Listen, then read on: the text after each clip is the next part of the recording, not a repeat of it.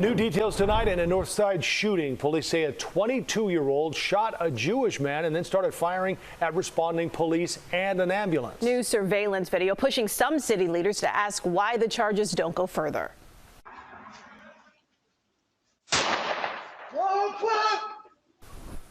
Our Charlie DeMar is live at police headquarters tonight. Charlie. And Joe and Erica, the aldermen of that community and also residents in the West Ridge neighborhood, they're calling for hate crime charges to be filed. But right now, CPD says there's just not enough evidence to determine the motive behind this shooting.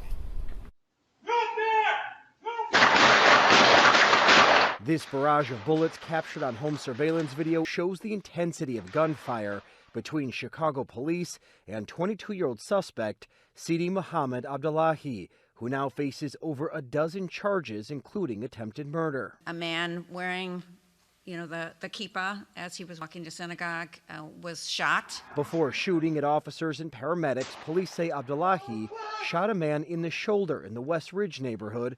50th Ward Alderman Deb Silverstein says the 39-year-old was on his way to synagogue. No one in our community should feel unsafe because of their faith or background. Our community would like to see this as a hate crime. We have to have information that backs up those charges. Superintendent Larry Snelling says right now there isn't enough evidence to support hate crime charges. As police and paramedics arrived to the shooting scene, the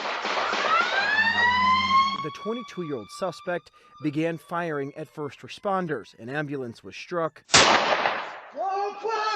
Abdallahi can be heard yelling in the officer's direction. What did he say? The statement that was made while he was engaging our officers is nothing that we could bring in as evidence at this point that would support any motive against his actions towards our officers as well as towards our victim. Police say they're still trying to determine if Abdallahi is a Chicago resident.